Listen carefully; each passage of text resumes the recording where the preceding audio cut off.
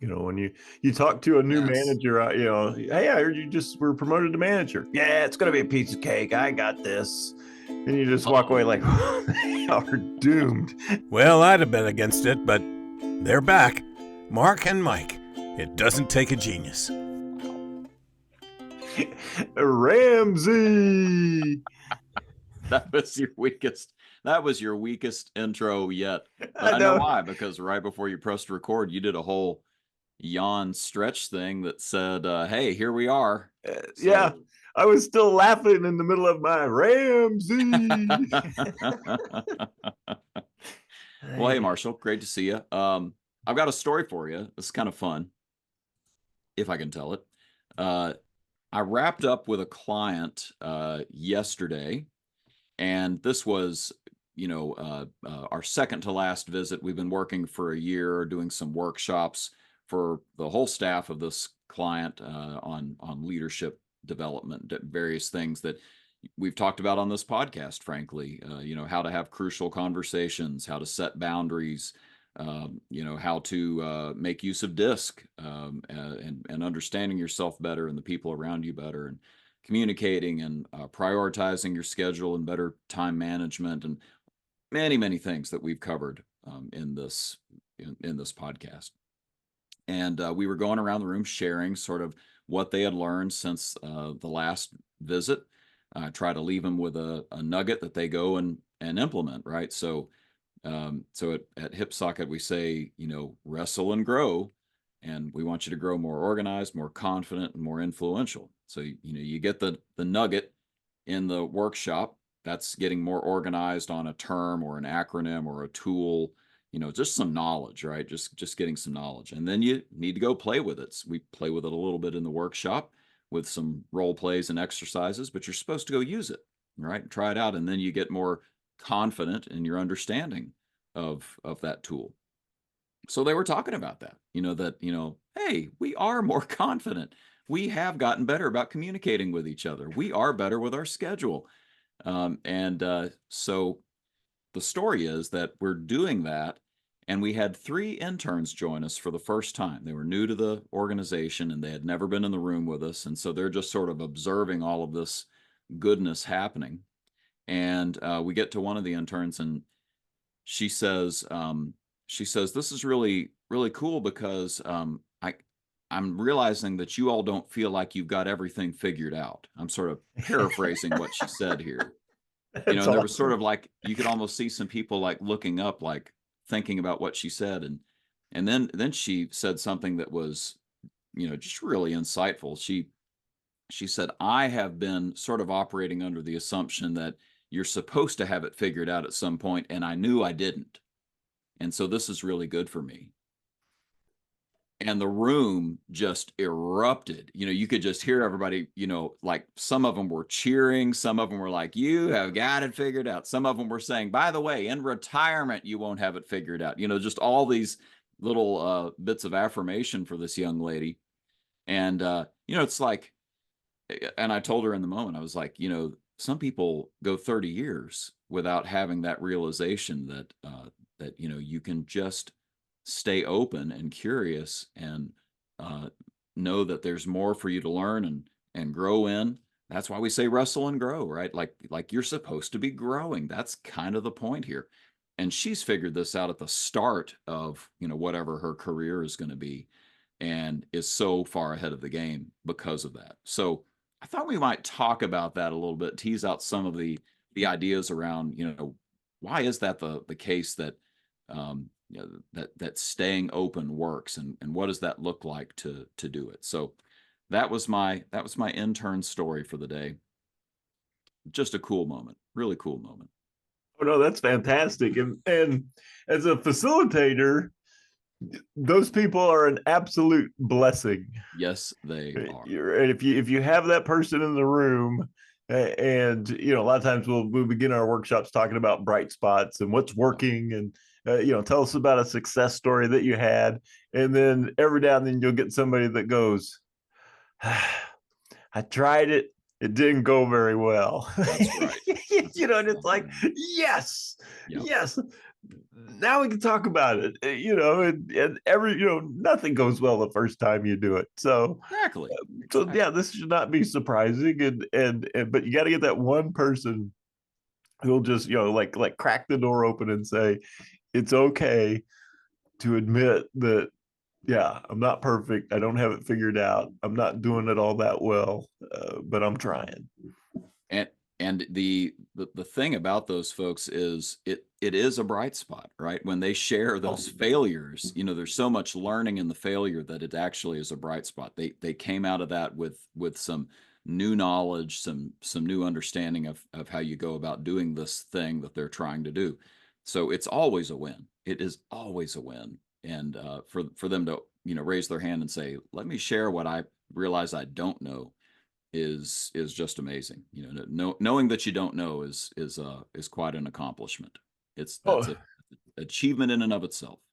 yeah, I had a similar group of managers. We've been working there for a couple of years on coaching and leadership, and yeah, he was so open and honest, and he had the demeanor, right. He was towards the end of his career. He looked like a cross between Santa Claus and Jerry Garcia. I mean, he just had this down home kind of look to him. And I remember him talking one time. He's like, yeah, he said, yeah, he was sharing his bright spot. I had this coaching thing, and we had this conversation. And it went incredibly well, and we just reached a new level of relationship and performance. And then I never followed up. Yeah, and you can see him just sitting there like, that was a huge mistake. I never Great. circled back and had another conversation with him like that again. And I'm going to, Yeah. but yeah, just doing that in front of his boss, the ownership, right?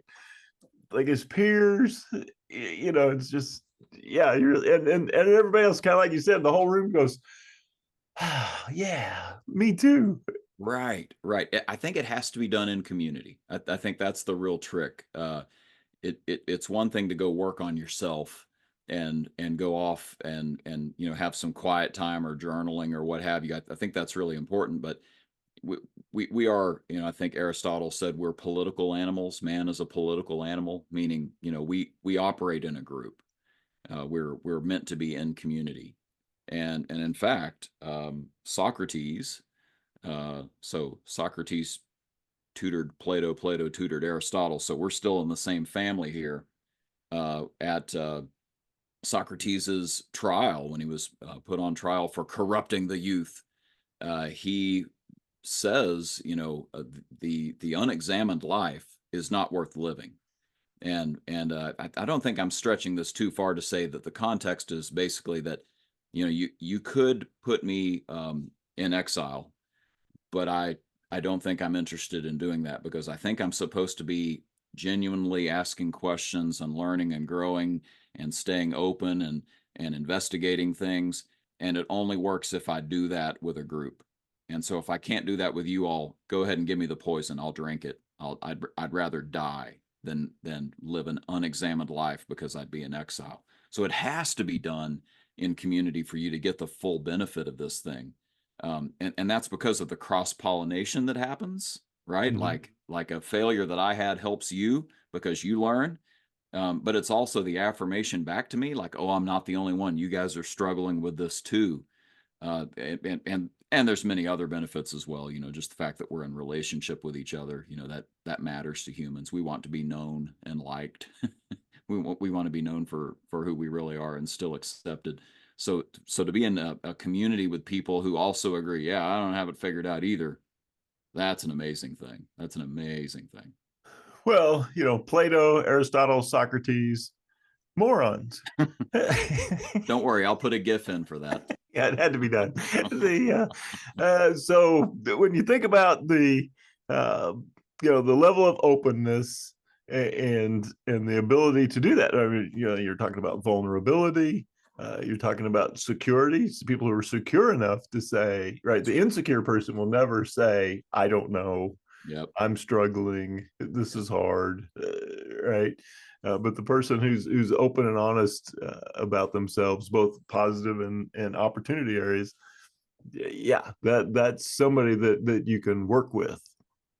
When you talk to a new Yes. manager, hey, I heard you just were promoted to manager. Yeah, it's gonna be a piece of cake. I got this. And you just walk away Uh-oh. like, they are doomed, right? But the guy or girl who, hey, I heard you got manager. They go, yeah, I'm terrified. I have no idea what I'm doing. It's like, then you're gonna be great, Yep. because Very good sign. you got that attitude, right? You're open, you're willing to admit what you don't know, and we'll figure this out, and people will help you figure it out Yeah. because of that attitude. And by the way, if you are a leader listening to this, just think about what you're about to do for your team when you become the vulnerable person saying, "Man, I don't have this figured out. I'm open. I'm learning." You're going to be setting a tone for your people. So it's funny because as we worked the way around the room, we went from the intern to eventually to the CEO. And the CEO said, "Well, if I can be vulnerable with you," and related the story of sort of something that where this CEO had hit the wall and was getting help from her team on something that was just a capacity issue. Well, newsflash, culture trickles downhill. And Mhm. everything that she set the tone on, her staff bought in on. I think we brought up the example before of, I think, is it Terry McAuliffe? His nickname became Nuts McAuliffe. And he was I think he was a sergeant at the time when he ended up at the Bulge of the Battle of the Bulge, behind enemy lines. And the Germans officially asked for surrender. And he gets the surrender notice read to him. And he just sort of apparently like scratched his head and said, "Oh, nuts. Like, I don't know what to do." And one of his staff said, "Hey, Sarge, maybe that should be our response." What? Nuts.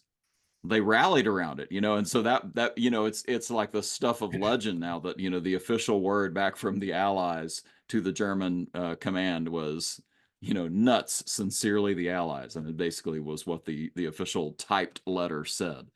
And the man had a career based on it, let alone heroic success in the army. He went on to be like an inspirational speaker talking about, like, yeah, here's what we did. So setting a tone for your team is something that you're going to get out of this if you're already in leadership. Everybody benefits from this, but the leaders get that extra benefit of trickling it downhill. Oh yeah, yeah. Well, what we always talk about, the wooden quote, right? Your most powerful leadership tool is your own personal example. Exactly right. And yeah, I had the same thing. I had a managers meeting. There was like 20 managers. The owner walks in and he just says, "Hey, we've got this new space opened up in the building," and he's like, "I have no idea what to put in there. Can you guys help me figure it out?" And it was like a magnet. Like people just were like just Yeah. leaning forward, just physically and mentally leaning in, like, we're with you, boss. Yeah.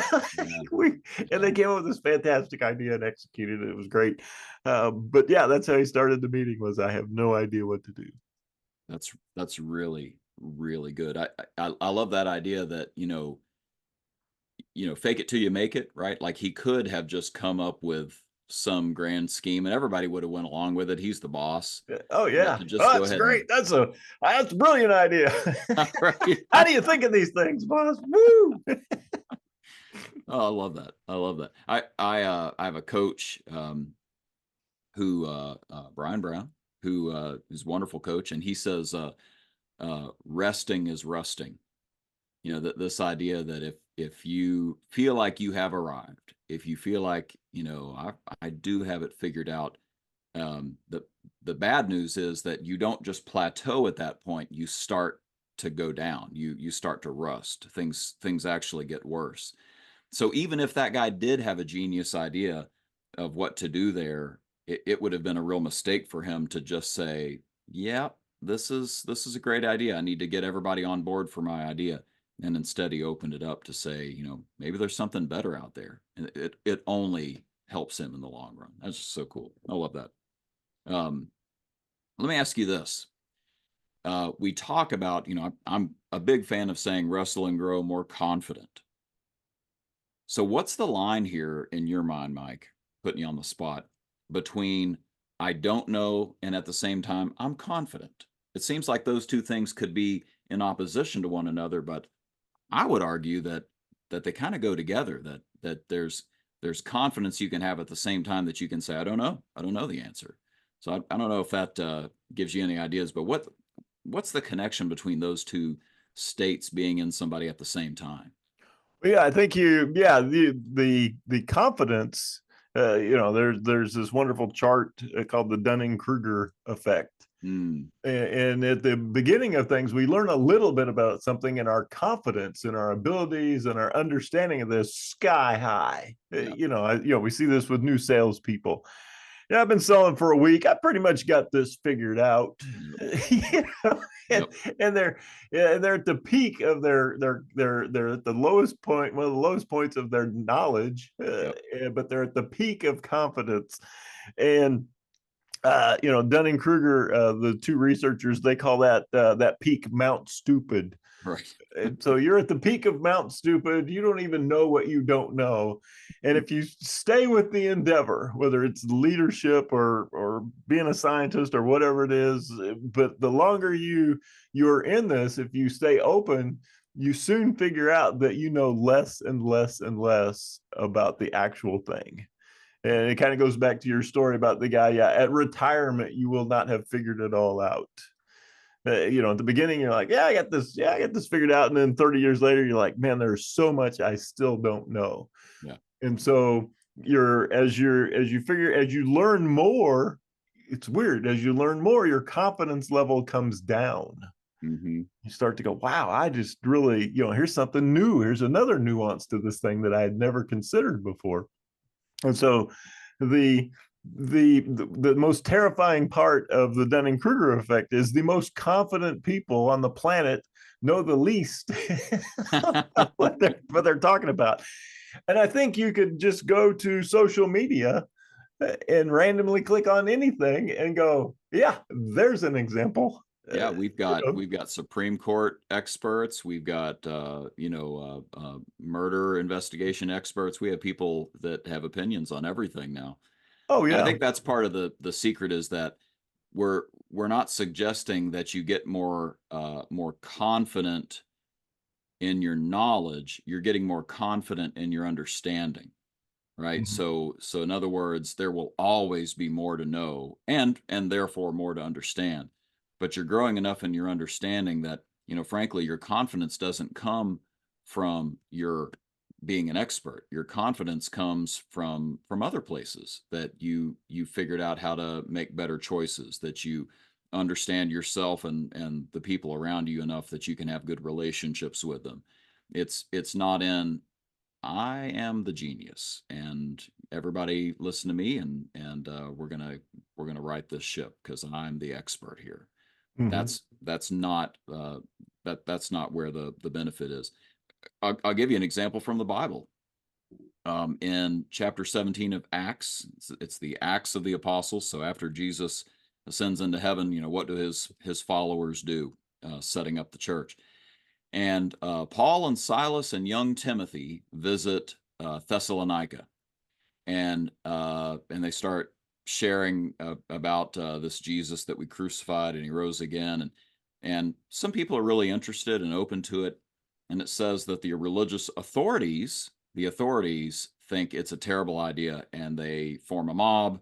They get the local guy arrested. They haul him before the tribunals, and um, talk about basically how, hey, these are the guys that turned the world upside down, and now they're coming here to monkey with, how we have everything right, we have everything secure and set up, and these guys are monkeying with it, and they get tossed out of town. And so they travel on down the road to Berea. And I happen to live and grow up in the town of Berea, named after the city, and I guess it's in Turkey, modern day Turkey. And it says that the Bereans were of more noble character than the Thessalonians, because they searched the scriptures daily to see if what Paul and Silas were telling them was true. And so a church really got formed there in a serious way. And it was because they were eagerly receiving what they're hearing. They're like, yeah, tell us more. This is interesting. I'm open to this. And they were searching the scriptures daily to see if this lined up with, their Hebrew Bible, so to speak. So you've got these people that at the same, they're not the authorities. The authorities kicked everybody out. But they're eagerly receiving. They're open. They're saying, we don't know anything about this. Tell us more. And at the same time that they're doing that, they're saying, but we do have our own, our own Old Testament. We have the, the law and the prophets from Moses's day and on, and we can check you on this. We'd like to do some investigation that has some teeth to it. So they're staying open and at the same time trying to figure out if it's true. It's kind of the Ronald Reagan thing, right? Trust but verify. You can be confident in that as you're open and trying to learn. So I just think I love the idea of the Dunning-Kruger effect. And are you the authority? If you're the authority, we've got a problem here. Oh yeah, yeah. And you see this right. Some people call it the imposter syndrome. Yes. Where the people who are doing a good job and are students of their craft, one of the things that makes them continue to be a learner is the fact that somewhere inside of them they think, right, if anybody figures out that I don't know everything there is to know about this, right, they're going to throw me out. Yep. They're going to give me the boot. Because they're going to figure out that I don't, you hear this a lot in interviews with actors and actresses. They're on the movie, they've been wildly successful, and it's still in the back of their head. They're like, if they ever figure out, I have no idea what I'm doing. Yep. 100%. But it's that attitude that makes them hungry. It makes them keep trying. It generates the adrenaline to bring your best effort forward, and so all that comes into play. Right. And yeah, once you think this is a piece of cake, right? I've always heard that from speaking, right? If you're going to present or speak to a group and you're not scared, you don't have some fear, then you need to quit. Yeah. Because it's the excitement, the adrenaline, the fear that will make you bring your best effort to that presentation. 100%. And so, you're like, I don't know. Yeah, speaking's easy. I don't think a thing about it. Well, that's probably not going to be your best work. Right. You need to have a little bit of fire in the belly about this. Yeah. That was one of my dad's first pieces of advice when I started presenting in front of people was, you ought to be a little scared. And I think that's right. One last thing that I wanted to say about this is just the idea of coaching in general. If you're a manager who is choosing to use a coach approach, you and I go to our clients using a coach approach. Part of the coach approach is that we are genuinely curious about what the heck is going on. And we're asking questions that may appear to some people to be very dumb questions. And the reality is that we are trying to be open and humble enough to say, I'm not sure I understand what's going on here. And let me ask some good open-ended questions to see if I can peel back the layers here of, what actually is the challenge here for these people? What are the things getting in their way? Where is it exactly that they want to go? What do they mean by that? They just told me they want to win. What do you mean by win?